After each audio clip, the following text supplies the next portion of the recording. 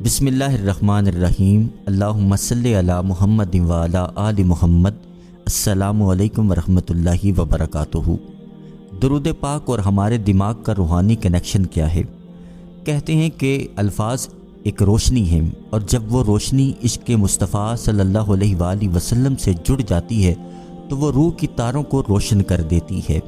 आज हम एक ऐसी हकीकत पर बात करने वाले हैं जिस पर शायद हमने पहले कभी गौर नहीं किया कि दुरूद पाक और हमारे दिमाग का रूहानी कनेक्शन क्या है।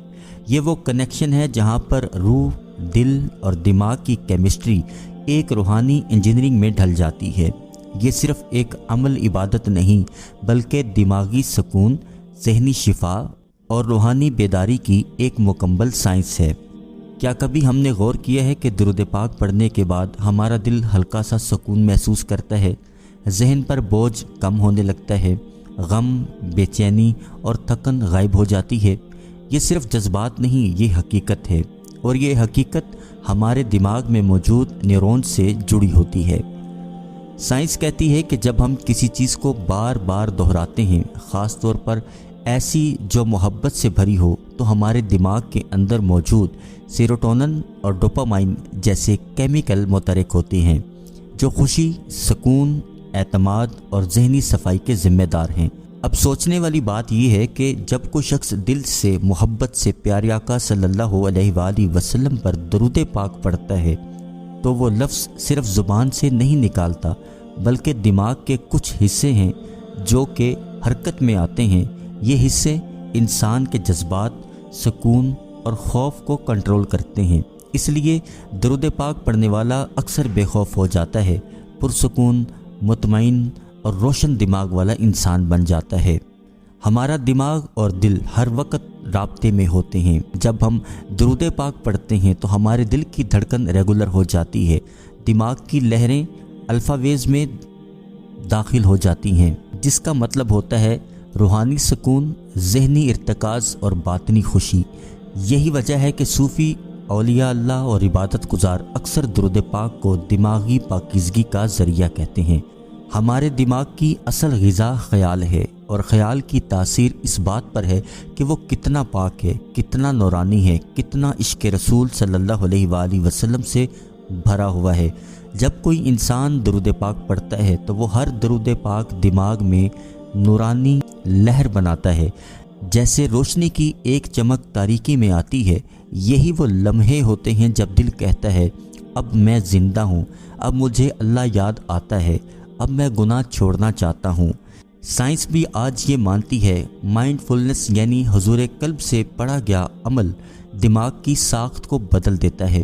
तो जो शख्स दिल से आंखें बंद करके रसूल पाक सल्लल्लाहु अलैहि वसल्लम पर दुरूद पाक पढ़ता है वो अपने दिमाग की फ्रीक्वेंसी, तवानाई और रूहानी राब्ते को बुलंद कर देता है। फिर उसके हालात, ख़यालात बदलते हैं, फिर उसकी नींद अच्छी हो जाती है, फिर उसका हाफिज़ा बेहतर हो जाता है, फिर वो गुनाहों से खुद ब खुद दूर होने लगता है। अगर आप हर नमाज के बाद या रात सोने से पहले दुरूद पाक को सिर्फ 5 से 10 मिनट दें और दिल से, तवज्जो से, ध्यान से पढ़ें तो सिर्फ चंद दिनों में आपकी दिमाग की एनर्जी मैपिंग बदल सकती है। आपको नए ख़यालात आ सकते हैं, आपके दिल से गुस्सा, हसद, खौफ, मायूसी निकलने लगेगी, क्योंकि दुरूद पाक पढ़ना रूहानी तौर पर दिमाग को ताकत देता है, दिमाग की सफाई करता है। दुरूद पाक को सिर्फ ज़ुबान से नहीं, दिल से, दिमाग से उसकी अदायगी करें, अदब से, तवज्जो से पढ़ें। जब भी दुरूद पाक पढ़ें अपने दिमाग को ख़यालात से पाक करें, दिमाग को ख़यालात से खाली करें, फिर देखें कैसे आपकी सोच, आपकी तकदीर, आपका दिल अल्लाह की तरफ पलटना शुरू हो जाएगा। दुरूद पाक पढ़ने का मतलब सिर्फ अल्फाज अदा करना नहीं, ये दिमाग और दिल को नूर से जोड़ने का राज है। अल्लाह हमें वो दिमाग अता करे जो इश्क़ रसूल सल्लल्लाहु अलैहि वसल्लम से जुड़ा हो, वो ज़ुबान जिससे दुरूद पाक की खुशबू ना रुके।